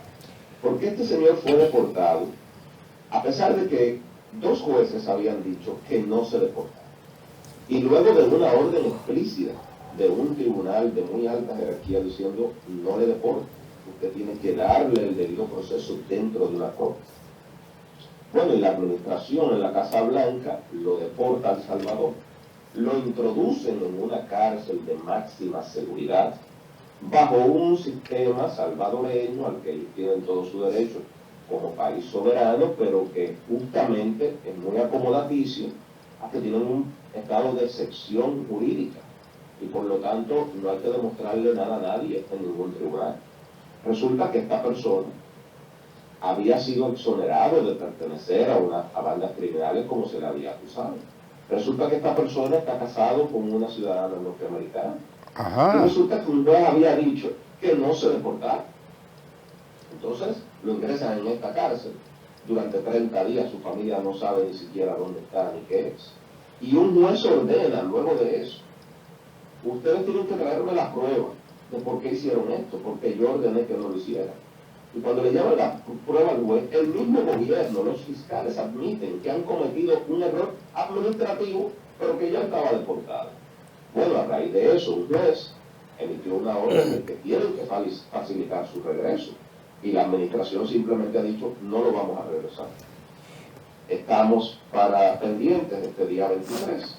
El juez ha dado hasta el día 23 para que el Estado le presente prueba fehaciente de que ha hecho cumplir o intentado cumplir la orden que dio el juez, y de no ser así, pudieran ser plausibles a ser encontrados en desacato del tribunal. Entonces, el juez ha sido enérgico, hay unas claras directrices. Como tú bien has dicho, el senador por el estado de Maryland, fue y visitó al señor García. Gracias a Dios lo encontró en buena salud. O sea, lo pudo ver, se reunieron. Sí, de hecho esa reunión, la nueva administración en la Casa Blanca ha hecho una especie de circo de la reunión y ha tuiteado algunas cosas que caen en lo ridículo dentro de un caso que está tomando tanta preponderancia a nivel nacional e internacional.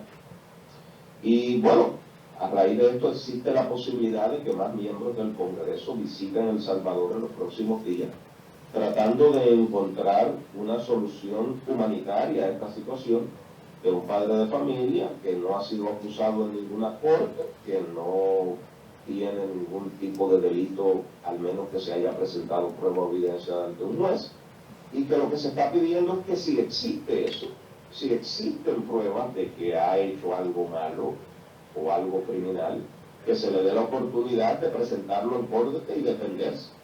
No metido en un avión y llevarlo a una de estas cárceles que existen en El Salvador, que todos conocemos sus condiciones. Ruskin. Lo que se sabe a la mañana de hoy es que fue llevado a una cárcel de menor seguridad y que por lo menos en la visita que dio el senador pudo constatar de que estaba bien físicamente. Ruskin, como este juez al que tú haces referencia ha sido lo suficientemente firme en que las autoridades actuaron de manera correcta y por encima de la ley, que violaron el debido proceso y los derechos fundamentales de ese ciudadano norteamericano, ¿piensas tú entonces? Él no es ciudadano norteamericano. Ok, está casado con una ciudadana norteamericana. Y por vía de consecuencia eso de alguna manera en términos de su estatus migratorio le protege de alguna manera porque está casado con una ciudadana norteamericana, ¿verdad? Lo que quiero preguntarte es si la administración del presidente Donald Trump persiste en mantener su postura de la deportación de ese ciudadano y el juez que está siguiendo el caso insiste en su decisión original de que el Estado violó la ley y los derechos fundamentales de ese ciudadano, ¿el caso podría ser entonces dirimido por la Suprema Corte de Justicia? La Suprema Corte de Justicia ya vio el caso y ordenó a la administración acatar las órdenes de ese tribunal que estaba emitiendo el juez. Esto ya llegó a la Suprema Corte. Ya la Suprema Corte le dijo al Estado, el juez que ha emitido resoluciones en este caso lo ha hecho de manera correcta y son de aquí en adelante las ejecutorias de ese juez las que tienen que prevalecer en este caso. Eso ya ocurrió. Por eso es que el congresista ha mencionado de que esto se dirige a todas luces y continúa por este derrotero a una crisis constitucional. ¿Qué va a hacer la administración de la Casa Blanca? Desacatar una orden del Tribunal Supremo de Estados Unidos. Yo creo que no hay un precedente histórico en la historia moderna de que eso haya ocurrido. Y eso, discúlpame que insista, cuando tú hablas de una crisis constitucional, hay que recordar también que muy emparejado con este tema que estamos tratando, recuerda que hace varios días el presidente Trump habló de la posibilidad de buscar un tercer mandato, algo que está vedado en la Constitución norteamericana y que requeriría para que él pudiese presentarse de una reforma o una enmienda constitucional. Yo me limito a opinar sobre las cosas que uno puede constatar en un documento, sobre todo cuando se habla de esta administración. Esta administración dice muchas cosas, tuitean muchas cosas, bromean con muchas cosas, al final se produce poco resultado de esas cosas que dice, bromea y piensa. Por mi calidad de empleado de gobierno y por el respeto institucional, yo me limitaría a opinar sobre ese tipo de cosas que dice el Ejecutivo, hasta que no vea algún documento que diga que esas son las pretensiones reales. Lo que sí es un hecho cierto, que el juez ha ordenado que se le presenten evidencias de que el Estado está cumpliendo con la orden que emitió, porque si no, lo va a encontrar en desacato. Eso no tiene precedente y eso puede tener consecuencias drásticas, como incluso la prisión de esos funcionarios que han desobedecido la orden del juez. Wow. Y ya no tienen otro recurso que apelar porque ya lo llevaron al Tribunal Supremo. Sí, ya no hay. El Tribunal Supremo ha dicho, la autoridad sobre este caso Y las decisiones que se han emitido en este caso, por este juez de primera instancia, me parece que es el juez, o segunda instancia, no quiero pecar de estar diciendo lo incorrecto, pero es un juez, digamos, de una corte intermedia en Estados Unidos, y a nivel federal. Y el Supremo ha dicho de la forma que el juez ha llevado este caso, las decisiones que ha tomado el juez en este caso, están todas dentro del contexto de la Constitución y de lo que este Tribunal Supremo avalaría. Por lo tanto, sus decisiones en este caso son las correctas. Es decir, son una clara señal de que si ese caso o cualquier arista de este caso llegase otra vez al Tribunal Supremo, el Tribunal Supremo va a resolver a favor de este juez. Y por lo tanto el juez dio hasta el día 23, una vista el día 23, eso en términos ¿Qué legales. podría pasar, Rukin? ¿Qué podría pasar institucionalmente hablando? Bueno, vamos a ver la convicción que tenga el juez de imponer o no sanciones de acuerdo a la evidencia que le presente el Estado. El Estado ha sido ordenado a que presente evidencia de por qué no ha cumplido con la orden que le emitió de facilitar el regreso de la persona desde El Salvador a Estados Unidos. A partir de ahí el juez tiene un abanico de posibilidades que incluyen sanciones severas, cárcel, llamar a funcionarios de más alto nivel para también encontrarlos en desacato, se crearía indudablemente una crisis. Ruskin, un placer, Roberto Mucluz. ¿Cuál es? Mira, hay una salsa muy famosa de Lois Ramírez, no sé si te gusta la salsa, ese género musical. En República Dominicana, un títere tiene una definición fuera del contexto del teatro. Manipulable, ¿verdad? Etcétera, etcétera, etcétera. En Puerto Rico, un títere es un guapetón. ¿Cuál es el rol que juega, y miren que El Salvador forma parte del Parlamento Centroamericano, que juega Nayib Bukele en esta comedia, en esta situación, con ese ciudadano salvadoreño casada con una ciudadana norteamericana? El presidente Bukele estuvo en la Casa Blanca. En la Casa Blanca los periodistas hablaron con él junto con el presidente Trump, se refirió a este caso. El presidente Bukele, yo me limito a decir lo que él ha dicho públicamente, es que la persona fue enviada a El Salvador bajo las alegaciones de que era miembro de una banda criminal y que él le dio el trato que le da a todos aquellos que pertenecen a bandas criminales. Los periodistas le preguntaron que si él retornaría o estaba dispuesto a retornar a la persona a los Estados Unidos, y en presencia del presidente Trump, él dijo: yo no tengo ese poder y creo que el presidente Trump no lo quiere aquí. Esas fueron las contestaciones del presidente de El Salvador. Luego, cuando el senador se reunió con el señor García en El Salvador, se le permitió verlo. Ha habido un extraño caso de unas supuestas margaritas, la bebida alcohólica de las margaritas. Indica el senador que en la reunión algunas personas, miembros que estaban ahí del gobierno, pusieron 2 margaritas encima de la mesa y que sacaron una foto. A lo que la foto el presidente de El Salvador tuiteó diciendo: aquí está el ciudadano salvadoreño que ha regresado de las gulas y campos de concentración y de la muerte, bebiéndose 2 margaritas con el senador, y ya que sabemos que está bien, pues él tiene el honor de permanecer en El Salvador donde pertenece. Más o menos es lo que decía el presidente Bukele. Pero eso es un manejo morboso, eso es un manejo morboso de una situación. Eso es un manejo totalmente descabellado por un presidente de la República. Pero te pregunto en este caso, ¿cómo un presidente que se supone debe actuar con independencia y con apego al derecho internacional recibe en una cárcel de su país a una persona que está acusada en Estados Unidos de pertenecer a una banda criminal si no tiene esos cargos en su país? ¿Con qué argumento jurídico lo recibe en una cárcel, lo mete en una cárcel, si no tiene un caso pendiente en ese país? Eso no es una injerencia. Lo que pasa es que El Salvador tiene primero es el ciudadano salvadoreño. Ajá. Segundo, El Salvador tiene un estatus de excepción jurídica.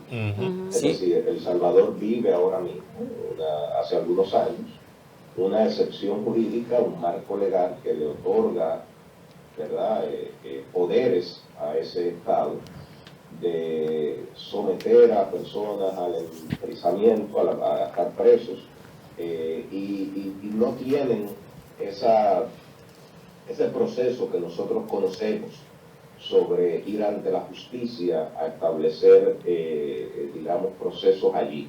En El Salvador hay un estado de excepción. Yo no conozco muy bien la ley salvadoreña, pero aparentemente esto no es distinto a lo que ha venido pasando en El Salvador con el trato a miles y miles de personas que están hoy encarceladas en ese país. Bueno, Ruskin, gracias. Finalmente, ¿se va a involucrar el congresista Espaillá, en este caso de El Salvador? El congresista es el presidente del Caucus Hispano, precisamente, que reúne 43 miembros de diversos países, con originarios, ¿verdad?, que tienen orígenes en países de Latinoamérica de habla hispana. Y el congresista está evaluando seriamente una visita directa a El Salvador. Nosotros estamos esperanzados de que puedan darse las condiciones y que podamos llegar a un entendimiento sobre en principio, el respeto a la integridad física del señor García y el respeto al cierto nivel de cumplimiento de leyes humanitarias internacionales. Se está en ese proceso y no quiero adelantar algo de forma imprudente, pero el congresista es presidente del Caucus Hispano y resulta que en estas medidas que ha tomado el Ejecutivo en la Casa Blanca, desproporcionalmente están siendo afectadas nuestras comunidades. Se ha tildado a nuestras comunidades de delincuentes, se ha tildado a nuestras comunidades de que somos un problema en Estados Unidos, y el congresista ha sido enfático en decir que en todos los escenarios que permita la ley, él va a defender a nuestras comunidades latinas, porque es injusto que estas medidas que toma el Ejecutivo desproporcionalmente es como si fueran diseñadas para nuestras comunidades, y esto hay que detenerlo y defenderlo en cualquier espacio. Muchas gracias, Ruskin Pimentel, desde Estados Unidos. Bueno, hay 2 días de por medio en lo que el Supremo determinó con relación a este caso. Vamos a ver la reacción del Ejecutivo, del presidente Donald Trump. Entonces, para nosotros, a través tuyo, darle seguimiento a esto, y si finalmente Adrián nos visita o no El Salvador en esta situación. Les agradezco por el espacio y los voy a mantener informados. Muchas gracias. Vamos a hacer una breve pausa.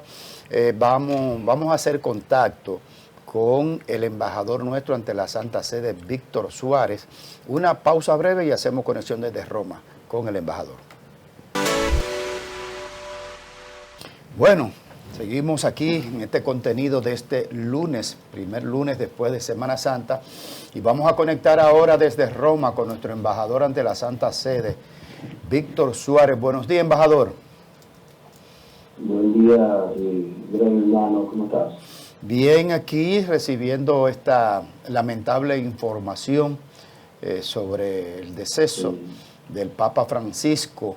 Primero preguntarte cómo estás tú en esta nueva experiencia como embajador después de salir del Congreso Dominicano. Sí, tú sabes que es una experiencia diferente, a pesar de yo ser abogado, con maestría en Relaciones Internacionales, incluso presidí esa comisión por 6 años en la Cámara de Diputados.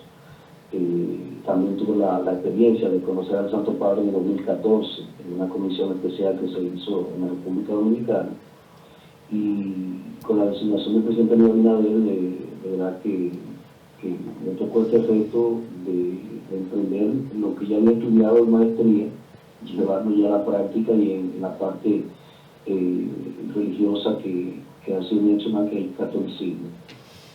Ya adaptado, con 2 meses justo, cumplimos ayer de estar aquí en representación de nuestro país ante el Vaticano, y nos tocó vivir el momento de la enfermedad del Santo Padre, el tema del jubileo, los procesos de varias instituciones que visité, invitándolo a participar del jubileo, también esta Semana Santa que terminó ayer con mucha alegría por la aparición del Santo Padre, la bendición final de Luis su recorrido en el papamóvil, entre la multitud como solía ser, que a pesar de sus condiciones delicadas, venía de fiesta en Italia, donde estamos adscritos ante la Santa Sede. Todos vivimos los embajadores en Roma, y Roma hoy es día de fiesta porque es todos los lunes después del domingo de la resurrección, el día de Pascua y Carnice, el día de fiesta que se esperaba mucha alegría y es todo lo contrario, aquí se vive una gran tristeza. Quiero preguntarle, José Tomás Paulino, Su Excelencia Embajador en el Estado del Vaticano, mucho gusto. Una de las últimas decisiones que tomó el Papa Francisco fue extender el Jubileo 2025, que está siendo desarrollado bajo el lema de la esperanza, a todas las diócesis y las parroquias del mundo para que los pudieran vivir, para que toda la comunidad católica estuviera integrado en el jubileo.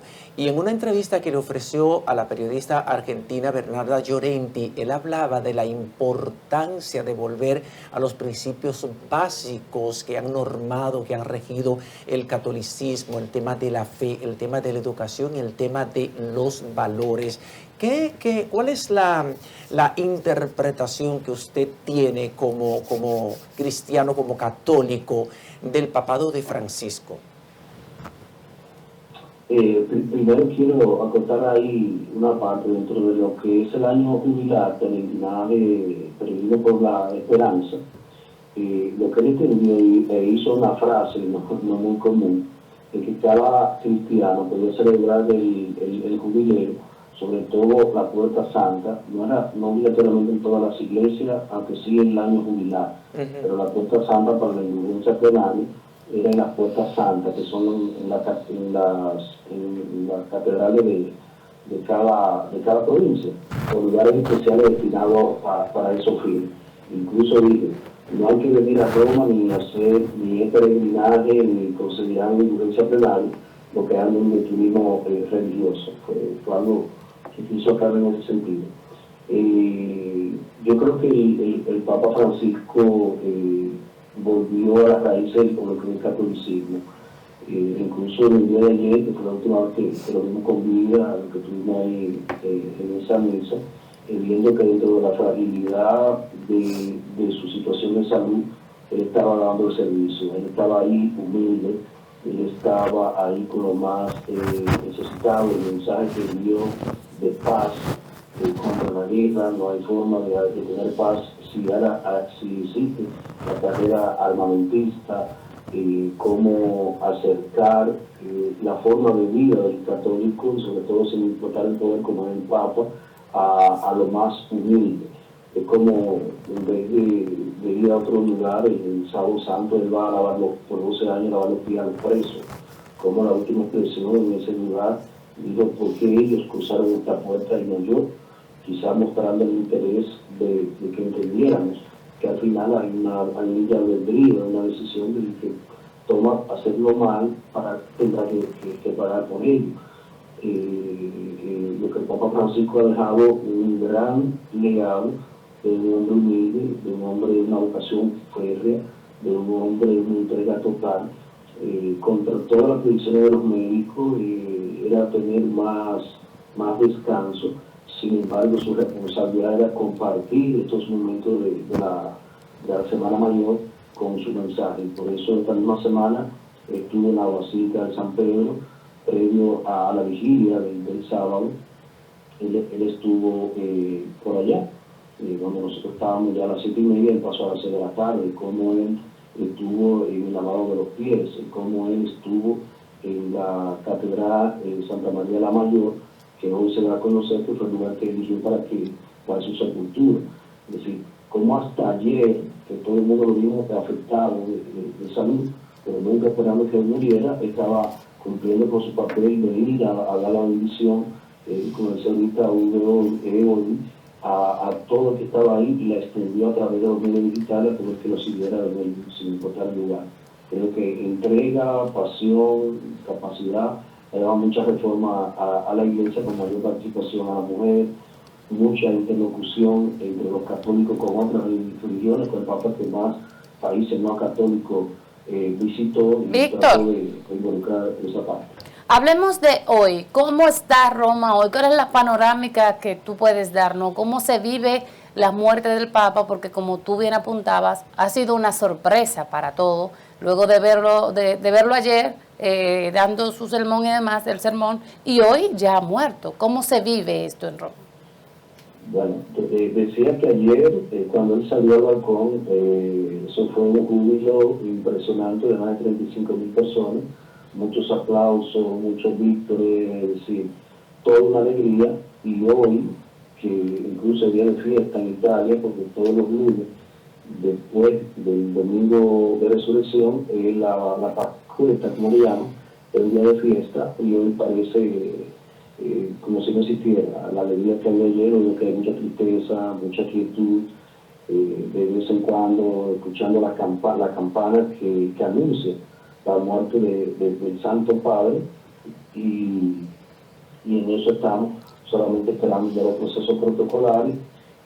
Cuando hoy a las 8 de la noche de aquí se va a anunciar algunos aspectos ya de la fúnebre, de algunas actividades, también causa de muerte, aunque se ha especulado bastante en ese sentido. En eso estamos esperando. Víctor, embajador, estamos justo ahora, nuestro equipo de producción está poniendo imágenes en directo y en vivo y en directo desde el Vaticano.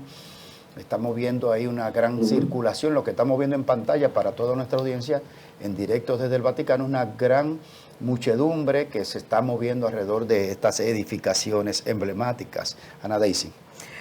Víctor, me gustaría saber si el gobierno ha declarado un día de duelo por la pérdida del Papa Francisco.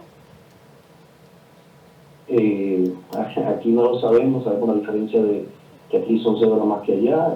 Estamos esperando las instituciones del lugar, pero entiendo que un jefe de Estado, además de ser la cabeza de la Iglesia Católica, y nosotros un país con la religión católica de manera oficial, se deberá prever en el momento que tanto el presidente en el último lugar. Embajador Roberto Monclús, de este lado, un placer. Y ya, ¿qué se dice en los alrededores del Vaticano? ¿Quién pudiera reemplazar al Papa Mario Bergoglio o Francisco? Porque todo el mundo sabía, ¿no? El mundo sabía su condición delicada de salud. Ya se está, pues, hablando de un potencial sustituto y que no tenga, pues, esa cantidad de edad encima para poder continuar con lo que es el ministerio de Pedro en la Iglesia Católica. Realmente ahora eso se estará trabajando en su momento. Ahora mismo ese no es el tema aquí. Es decir, antes de una enfermedad sí se habló de muchos nombres, se habló de áreas geográficas, como por primera vez en lo que perteneció a América Latina, primero volver a Italia, primero volver a Europa. Muchos hablan de Estados Unidos, otros hablan de Medio Oriente, de Asia. Otros hablan de África, pero en este momento todos estamos, sobre todo el grupo diplomático, atentos a las comunicaciones oficiales de los papeles que tenemos que hacer en la representación de nuestro país. ¿Y qué se dice? ¿Cuáles son? Porque al parecer no va a ser de mucha pompa, como no era la vida del Papa Francisco. Hasta ahora, ¿qué se ha dicho oficialmente? ¿Qué se hará? Sí, básicamente, están en ese proceso y a las 8 de la noche anunciarán de aquí, serían 2 de la tarde de allá, ese tipo de información, pero como acabas de decir, lo que el Papa ha dejado como instrucciones es algo lo más humilde posible, como fue su vida, como fue su legado, como fue su papado, lo más cercano a lo que fue la vida de Jesús, el que andaba descanso, que lavaba los pies a los presos, con buen reitero, nada como se estipulaba previo a él. Bueno, gracias a embajador Víctor Suárez por permitirnos hacer conexión con usted. Sabemos lo agitado de la agenda, días como estos, y mantendremos la comunicación con usted en estos días que se estarán dando esta agenda. Muchas gracias, embajador. Ana Deisy, una información que tenías ahí de cierre. Bueno, así es, señores, hoy ya inicia el proceso de repatriación. Recuerden que dentro de las 15 medidas que el presidente Luis Abinader había tomado, unos 33 centros hospitalarios iban a estar siendo pues custodiados precisamente para investigar si esas, en el caso de las parturientas o de los nacionales haitianos o de cualquier otro país, estaban de manera irregular. Pues hoy, a propósito también... Inició el proceso de la supervisión en los centros médicos. Así es, inicia este proceso de supervisión y ya varias personas están siendo repatriadas hacia... O por lo menos apresadas. Apresadas, porque hay un protocolo que hay que seguir antes de llegar. Hay un protocolo que hay que seguir, pero ya hemos estado dando seguimiento al apresamiento de cantidades de nacionales haitianos que están de manera indocumentados y que están recibiendo la asistencia en materia de salud en los distintos centros hospitalarios. En el día de hoy están pidiendo ya documentos, papeles, lo que se estableció, algún documento, pasaporte, carta de trabajo, carta de domicilio, ese tipo de cosas. Se han militarizado los centros de salud, de hecho, la maternidad de Los Minas está totalmente militarizada con parte de... Y hay un agente de migración que es el que se debe de encargar de dirigir todo el proceso. Sí. Este proceso va a llevar a que los empresarios que contratan el área agrícola, el área de construcción y todos los demás, el servicio de turismo, todo el que contrata un haitiano, que no le ponga documentación porque usted no le dio ninguna, eso va a generar una situación. También se emitió el decreto 225. Nos fuimos, se terminó el Observatorio Nacional de Asuntos Migratorios, pero ya nos vamos, señores. Es tiempo de Alex Jiménez, que siempre sigue hablando la verdad. Bye, bye.